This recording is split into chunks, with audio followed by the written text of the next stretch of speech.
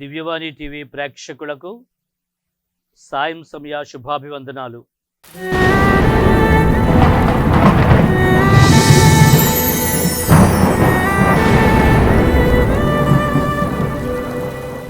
ఈ తపస్సుకాల ధ్యానాంశములలో క్రీస్తుని అనుసరణ, the imitation of Christ అనే పవిత్ర గ్రంథం నుంచి క్రీస్తుని అనుసరించటానికి, మన జీవిత విధానానికి, ఆధ్యాత్మిక జీవితానికి అత్యవసరమైనటువంటి కొన్ని సూత్రాలను, పద్ధతులను మనం ధ్యానిస్తూ మన ఆధ్యాత్మిక జీవితానికి అన్వయించుకుంటూ ఆయనకు మరింత దగ్గరగా ఉండేటువంటి ప్రయత్నాన్ని చేస్తూ మనం ముందుకు వెళ్తూ ఉన్నాము.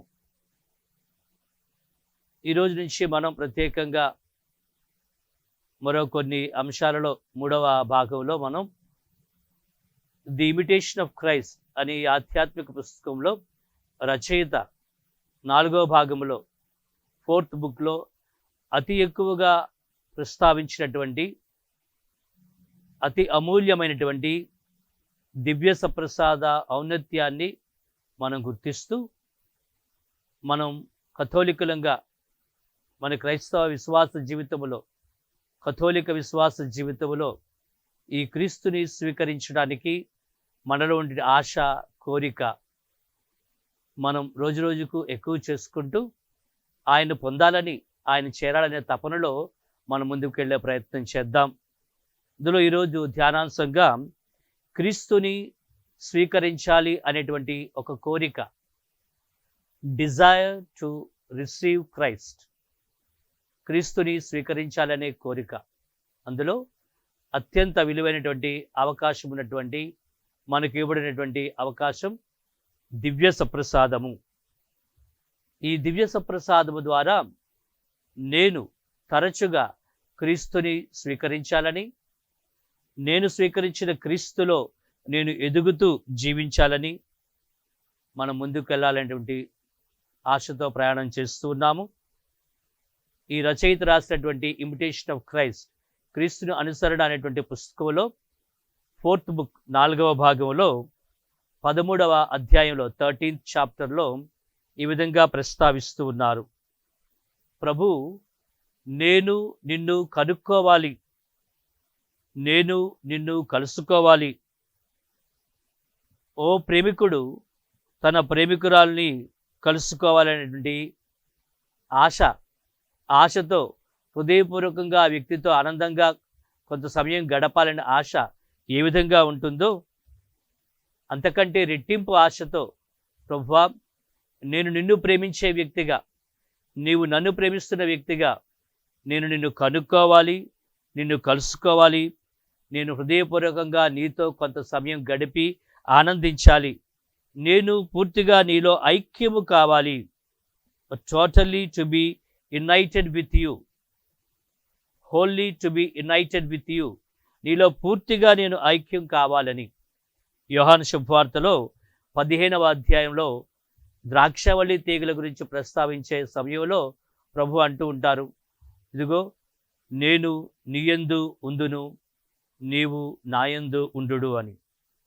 ఐ ఇన్ దీ అండ్ దౌ ఇన్ మీ, నేను నీతో నీవు నాతో ఉండాలి అన్నటువంటి ఆ యొక్క అనుబంధంలోనికి క్రీస్తు ప్రభువే మనల్ని ఆహ్వానిస్తూ ఉన్నారు. కాబట్టి ప్రభు, నేను నీతో ఉండటం నీకు ఇష్టమైనట్లయితే నేను తప్పకుండా నీతో ఉండటానికి నా వంతు ప్రయత్నాన్ని చేస్తూ నీ వద్దకు వస్తాను అని. ద్వితీయోపదేశకాండము 4వ అధ్యాయము 7వ వచనములో అక్కడ ప్రభుని గురించి, యావే దేవుని గురించి చెప్తూ, అతడు మనకు చేరువలో ఉన్న దేవుడు, మనం పిలిస్తే పలికే దేవుడు, మనకు బదులిచ్చే దేవుడు, మన యొక్క జీవిత అనుభవంలో, ఈ ప్రయాణంలో మనతో ఉన్న దేవుడు. ఇతర జాతులలో, ఇతరులు పూజించే దైవములలో ఇట్టి దైవమును మనం ఎక్కడైనా చూడగలమా అని అంటూ ఉన్నాడు.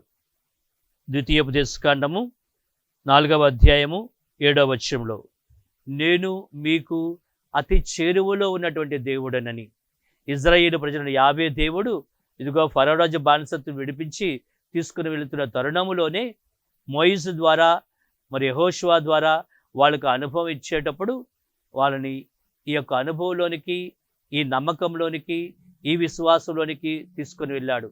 నేను మీకు అతి దగ్గరగా ఉన్న దేవుడను. కావున ప్రియ సహోదరి సహోదరులారా, ఇదే పుస్తకంలో ఇమిటేషన్ ఆఫ్ క్రైస్ట్లో 4th చాప్టర్ 4వ పుస్తకంలో మరి 14వ అధ్యాయంలో ఈ విధంగా వివరిస్తాడు. ఇది ఒక అమూల్యమైనటువంటి నిధి, ఒక అమూల్యమైనటువంటి ఐశ్వర్యము.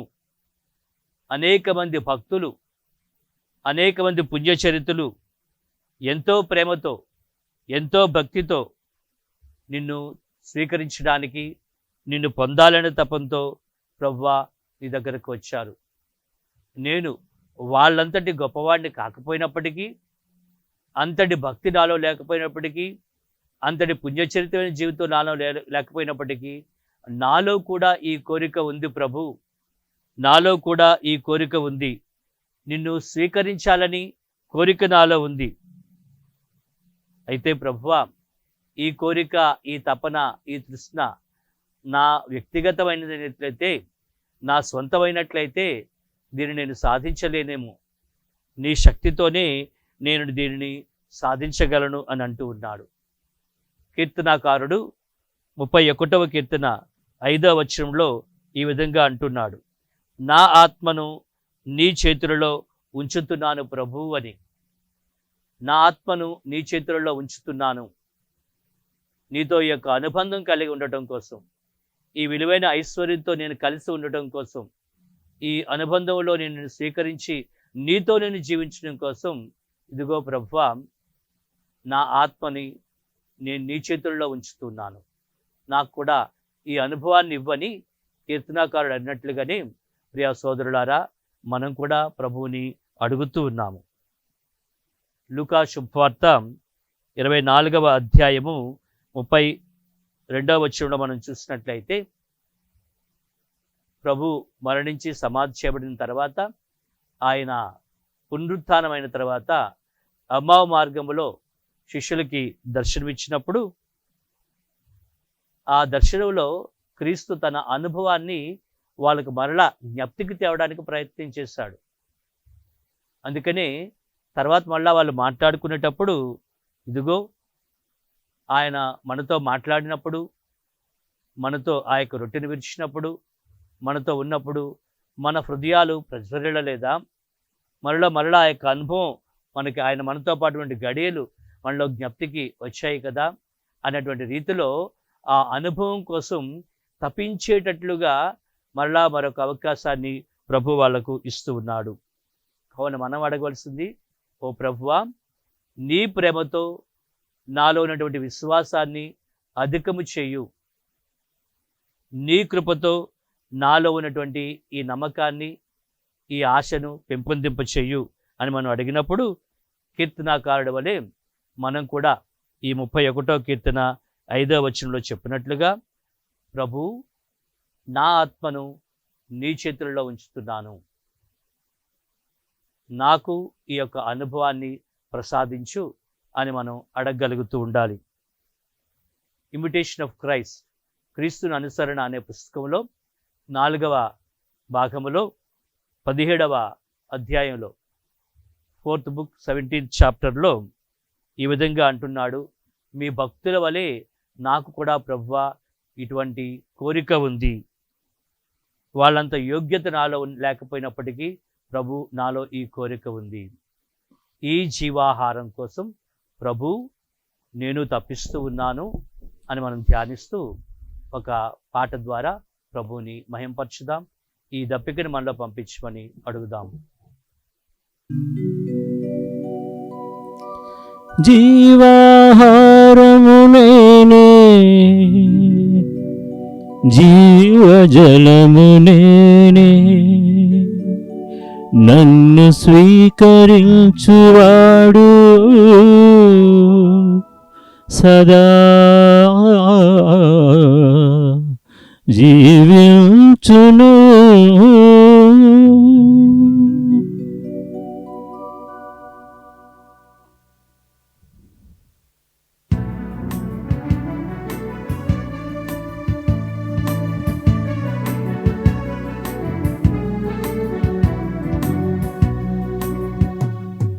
ప్రభు యేసువే జీవాహారం, పరిశుద్ధ బలియాహారం. ప్రభు యేసువే జీవాహారం, పరిశుద్ధ బలియాహారం. వేగమే రండి, త్వరపడి రండి, ప్రభు యేసుని విందులో పాల్గొనరండి. వేగమే రండి, త్వరపడి రండి, ప్రభు యేసుని విందులో పాల్గొనరండి. ప్రభు యేసువే జీవాహారం, పరిశుద్ధ బలియాహారం, పరిపూర్ణ బలియాహారం.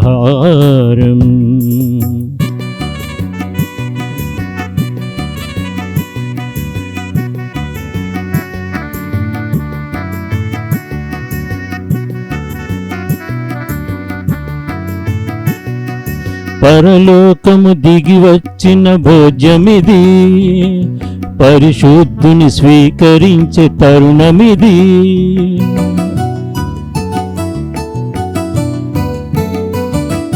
పరలోకము దిగి వచ్చిన భోజ్యమిది, పరిశుద్ధుని స్వీకరించే తరుణమిది. జీవమును ధారబోయు జీవజలము కురిపించు ఆత్మ ఇది. జీవమును ధారబోయు జీవజలము కురిపించు ఆత్మ ఇది, జీవమిది. వేగమే రండి, త్వరపడి రండి, ప్రభు యేసుని విందులో పాల్గొనరండి. వేగమే రండి, త్వరపడి రండి, ప్రభు యేసుని విందులో పాల్గొనరండి. ప్రభు యేసువే జీవాహారం, పరిశుద్ధ బలియాహారం. ప్రభు యేసువే జీవాహారం, పరిశుద్ధ బలియాహారం.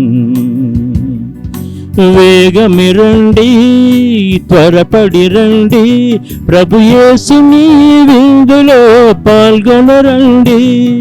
వేగమే రండి, త్వరపడి రండి, ప్రభు యేసుని విందులో పాల్గొనరండి. ప్రభు యేసువే జీవాహారం, పరిశుద్ధ బలియాహారం, పరిపూర్ణ బలియాహారం.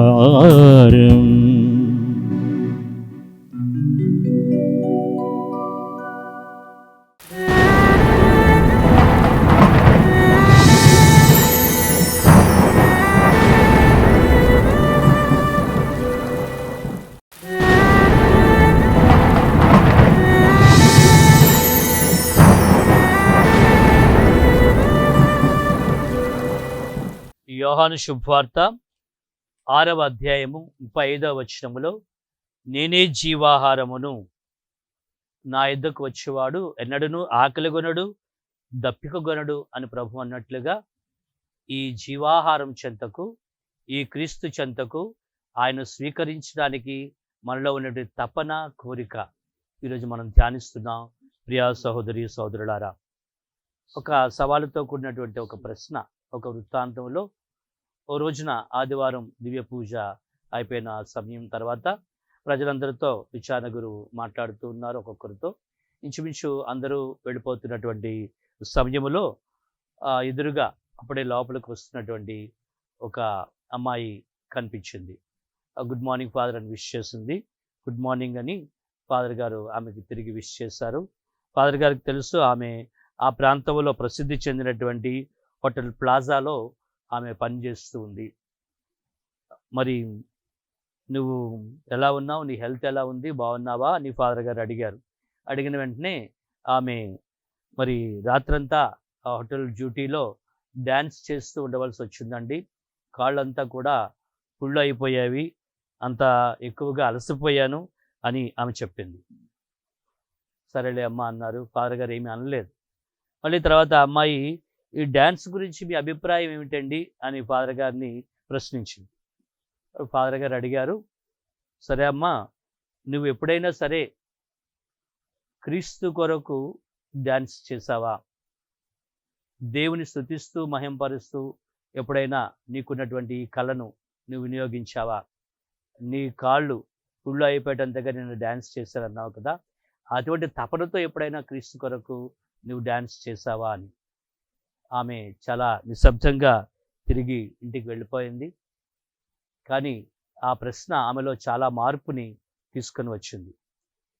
క్రీస్తు కొరకు నువ్వేం చేశావు? క్రీస్తునే నువ్వు కోరుకుంటే, క్రీస్తునే నువ్వు స్వీకరించాలన్న తపన నీలో ఎంతవరకు ఉంది? క్రీస్తు వెంబడి అనేక మంది వచ్చారు ఆయన అద్భుతాలు చేసినప్పుడు, ఆ రొట్టెలను అనేక మందికి పంచినప్పుడు, మరి ఆయన కొన్ని కష్టమైనటువంటి మాటలు చెప్పినప్పుడు, ఈ జీవాహారం గురించి చెప్పినప్పుడు చాలామంది వెనక్కి వెళ్ళిపోయారు. అందరూ వెళ్ళిపోయిన తర్వాత ప్రభు తన శిష్యులను అడుగుతూ ఉన్నారు, మీరు కూడా వెళ్ళిపోతారా, నాతో ఉంటారని. యోహాను శుభవార్త 6వ అధ్యాయము 67వ వచనము. మేము ఇంకెక్కడికి వెళ్తాం? నీ వద్దనే ఈ జీవపు జలపు మూటలు కలదు, నీ వద్దనే ఈ జీవాహారం ఉంది, నేను మీతోనే ఉంటామని ఆ శిష్యులు అన్నారు. వాళ్ళలో ఆ కోరిక, ఆ దప్పిక అప్పటికే ప్రారంభమైంది కాబట్టి వాళ్ళు క్రీస్తుతో ఉండాలనేటువంటి ఆ దృఢమైనటువంటి పట్టుదలతో ముందుకు వెళ్ళారు. మేము ఇంకెక్కడికి వెళ్ళమన్నారు. యావే దేవునితో ఉండే అనుబంధంలో అబ్రహాము ఇదిగో తన కుమారుడి ఇస్సాకునే బలి ఇవ్వడానికి సిద్ధపడ్డాడు. ప్రభుని వదులుకోవడానికి ఇష్టం లేదు కాబట్టి ప్రభునితో ఉండాలనే కోరికతోని తన కుమారుని కూడా బలి ఇవ్వడానికి ఇష్టపడ్డాడు. మోయిజు తను అనుకున్నటువంటి ఆలోచనలన్నీ కూడా ప్రక్కన పెట్టి యావే దేవునితో ఉండటం కోసం, యావే దేవుడు చెప్పిన మాటను పాటించడం కోసం ఇజ్రాయేలు ప్రజలను నడిపించడానికి ఆయన ముందుకు తీసుకుని వెళ్ళాడు. అలానే మనం దానియేలును చూసినట్లయితే ఆయన యావే దేవుని కోసం సింహముల బోరులోనికి వెళ్ళడానికి కూడా సిద్ధపడ్డాడు. తదుపరి మనం ఇటువంటి ఘట్టాలు మనం బైబిల్ గ్రంథంలో చూస్తూ ఉన్నాం. మరి స్టెఫాను క్రీస్తు కొరకు ఉన్నటువంటి దప్పికతో రాళ్ల దెబ్బలకు చివరకు ఆయన మరణించడానికి కూడా సిద్ధపడుతూ ఉన్నాడు. ఒక్కసారి ఈ కోరిక, ఈ దప్పిక, ఆ అనుబంధం, ఈ రుచి మనం చూసినట్లయితే ఆయన స్వీకరించాలనే కోరిక, దివ్య సప్రసాదం ద్వారా ప్రారంభమైనటువంటి ఈ అనుబంధం, ఈ జీవాహం ద్వారా మనతో ముడిపడే అనుబంధం మనలో అధికమవుతున్నప్పుడు మనం ఎటువంటి దానికైనా త్యాగంకైనా సిద్ధపడుతూ ఈ అనుబంధాన్ని మాత్రం మనం విడిచిపెట్టుకోకుండా, పోగొట్టుకోకుండా ఉండేటువంటి నిరంతర ప్రయత్నం మనం చేస్తూ ఉంటాము. మనం పునీత పేతురు గారిని, శిష్యులని, వేద సాక్షుల్ని మనం చూస్తున్నాం. వీళ్ళంతా కూడా ఆ క్రీస్తుని రుచి చూచినటువంటి వాళ్ళు, స్వీకరించినటువంటి వాళ్ళు, ఆ యొక్క అనుభవంలో ఆనందాన్ని పొందినటువంటి వాళ్ళు. అందుకనే ప్రారంభంలో చెప్పినట్టుగా ఈ పుస్తకంలో రచయిత అన్నట్టుగా, నేను అంతటి వాడిని కాకపోయినప్పటికీ ప్రభువా నాకు కూడా ఒక చిన్న అవకాశాన్ని ఇవ్వండి, నాలో ఉండే యొక్క కోరికను నువ్వే బలపరిచి దీవించగలవు ప్రభువా అని అడుగుతూ ఉన్నాడు. మత్తయి సువార్త 11వ అధ్యాయము 28వ వచనములో క్రీస్తు ప్రభువే మనలను ఆహ్వానిస్తూ ఉన్నారు. భారముచే అలసి సొలసి ఉన్న సమస్త జనులారా, మీరు నా యుద్ధకు రండు, నేను మీకు విశ్రాంతిని ఇస్తానని. ఇది ప్రభుని యొక్క ఆహ్వాన వాక్యం. ఆయన పిలుస్తూ ఉన్నాడు. సో మనం అటువైపు నుంచి చూస్తూ ఉన్నాం. మనల్ని ఆయనతో కలుపుకోవటానికి, మనం ఆయనతో ఉండటానికి అన్ని విధాలైన అవకాశాలని ఆయన మనకిస్తూ ఉన్నారు. మీరు భారముచే అలసి సొలసి ఉన్నప్పుడు నా యొద్దకు రండి, నేను మీకు విశ్రాంతిని ఇస్తాను, మీ హృదయాల్లో నెమ్మదితనం తీసుకొని వస్తాను, మీ జీవితాల్లో ప్రశాంతతను తీసుకొని వస్తాను. కానీ వెళ్ళాలి, ఆయన దగ్గరికే వెళ్ళాలి, ఆయన చెంత ఆశ్రయం పొందాలి, ఆయన స్వీకరించాలి, ఆయన సన్నిధిలో కూర్చోవాలి, ఆ దివ్య సప్రసాద సన్నిధిలో కూర్చోవాలి అనేటువంటి తపన మనలో ఉండేటప్పుడు ఈ ప్రతిఫలాన్ని కూడా మనం పొందగలం. ప్రియా సహోదరి సహోదరులారా, దర్శన గ్రంథము 3వ అధ్యాయము 20వ వచనంలో ఈ విధంగా చెప్పబడుతుంది. నేను ద్వారం వద్ద నిలిచి ఉన్నాను, ఎవడైనను నా స్వరము విని తలుపు తెరిచిన లోనికి వత్తును, వారితో భుజింతును, అతడును నాతో భుజించును. ఒక గొప్ప అవకాశాన్ని, అదృష్టాన్ని ప్రభు మనకిస్తూ ఉన్నారు. ఆయన మన ద్వారం దగ్గర నిలబడి ఉన్నాడు. ఆయన తలుపు తడుతూ ఉన్నాడు. Is knocking at the door. మన హృదయ కవాటమును తెరవమని, హృదయ ద్వారాన్ని తెరవమని ఆయన అక్కడ నిలబడి ఉన్నాడు. ఎవరైతే ఆయన స్వరాన్ని విని గుర్తించి, ఇదిగో దివ్య పూజలో మనకి ఇవ్వబడినటువంటి ఆ యొక్క స్వరం, ఆ వాక్యాన్ని విని మనంతటి మనంగా హృదయపూర్వకంగా మనం ద్వారాన్ని తెరిచి ఆయన మన లోపలికి ఆహ్వానించినప్పుడు ఆయన మనతో పాటు లోపలికి వస్తానంటున్నాడు. మనతో పాటు కూర్చుండి ఆయన మనతో పాటు భుజిస్తున్నాను అన్నాడు. అదే దివ్య పూజలో క్రీస్తుతో మనం ఆ కడరా భోజనములో పాలు పంచుకోవడం, ఆయనతో పాటు మనం కూర్చొని ఆ దివ్య విందులో పాల్గొనడం. మీరు ఆ విధంగా తలుపు తెరిచి నన్ను ఆహ్వానించి నన్ను స్వీకరించినట్లయితే నేను మీ ఇంట్లోనికి మీతో పాటు వచ్చి మీతో కూర్చుండి మీతో కలిసి భుజిస్తాను అని ఆయన వాగ్దానం ఇస్తూ ఉన్నాడు. యోహాను శుభవార్త 1వ అధ్యాయము 12వ వచనంలో మనం చూస్తున్నాము. ఆయనను అంగీకరించి విశ్వసించిన వారందరికీ ఆయన దేవుని బిడ్డలకు అవకాశమును, అధికారమును ప్రసాదించెను. ఆయన్ను అంగీకరించి విశ్వసించి స్వీకరించిన వారందరికీ కూడా, మనందరికీ కూడా ఆయన బిడ్డలమైనటువంటి అవకాశాన్ని ఆయన కల్పిస్తూ ఉన్నాడు. అంటే ఆయనతో పాటు ఆ కుటుంబములో మనం సహజీవులం అవుతూ ఉన్నాం. ఈ ప్రభుని స్వీకరించాలన్న తపనతో వచ్చినటువంటి ఆ కుటుంబం మనందరం కూడా ఆ దివ్య విందులో పాల్గొని దివ్య సప్రసాదాన్ని స్వీకరించే మనందరం కూడా ఆ కోరికతో మనం వెళ్ళేటప్పుడు మనందరం ఆయనకి చెందినటువంటి కుటుంబం అవుతూ ఉన్నాము. ఆయన యొక్క ఆహ్వానాన్ని మనం అందుకొని స్వీకరించి విశ్వసించినప్పుడు తప్పనిసరిగా ఆ ప్రభు మనకు ఈ చక్కని అవకాశాన్ని ఇస్తున్నారు. ఆయన బిడ్డలమైనటువంటి అవకాశమును, అధికారమును కూడా ఆయన మనకు ప్రసాదిస్తూ ఉన్నాడని. రోమిలికి రాయబడిన పత్రిక 10వ అధ్యాయము 9వ వచనము. నీ నోటితో నీవు యేసు రక్షకుడు అని ఒప్పుకొని హృదయముతో నీవు విశ్వసించిన ఎడల రక్షింపబడుదువు. ఇది మొదటి మెట్టు, బప్తిస్వం ద్వారా ప్రారంభమవుతుంది. ఈ బప్తిస్వం మొదటి మెట్టును మనం తీసుకున్న తర్వాత రెండో మెట్టుగా ఆయన మనం స్వీకరిస్తూ ఆయనలో జీవవంతంగా ఉండడం కోసం దివ్య సప్రసాద ఘటానికి మనం వెళ్తూ ఉన్నాము. ఈ మొదటి ఘట్టములో నీ నోటితో నీవు యేసే నా రక్షకుడు అని ఆ రక్షణ కార్యాన్ని విశ్వసిస్తూ నీ యొక్క నోటితో నువ్వు ప్రకటిస్తూ హృదయంలో పరిపూర్ణంగా విశ్వసించినప్పుడు ఈ అనుబంధంలో మనం ఈ దప్పికతో, ఈ కోరికతో, ఆశతో ఆయన చెంతకు వెళ్తూ ఉన్నాము. క్రీస్తుని స్వీకరించాలనే కోరిక, క్రీస్తుని కనుక్కోవాలనే కోరిక, క్రీస్తుతో కలిసి ఉండాలనే కోరిక మనలో కూడా అధికం చేయమని ఈ తపస్కాలలో మనం ప్రభువుని అడుగుతూ ప్రార్థన చేసుకుందాం. ప్రభువా, నాలో ఈ చిన్న కోరికను కలిగించు, నాలో నీ కోరికను అధికం చేయు. మరి ముఖ్యంగా ఒక టాస్క్గా ఈ తపస్కాలంలో ఆ దేవుని కాలంలోనికి వెళ్ళి దివ్య సప్రసాద సన్నిధిలో మనం సమయం గడిపినప్పుడు మనలో ఈ కోరిక, ఈ భక్తిభావం అధికమవుతుంది. అట్టి కృపను, ఆశీర్వాదాన్ని మనందరికీ దయచేయమని ప్రార్థన చేసుకుందాం. రేపటి రోజున మళ్ళీ ఇదే సమయంలో కలుసుకుందాం. God bless you.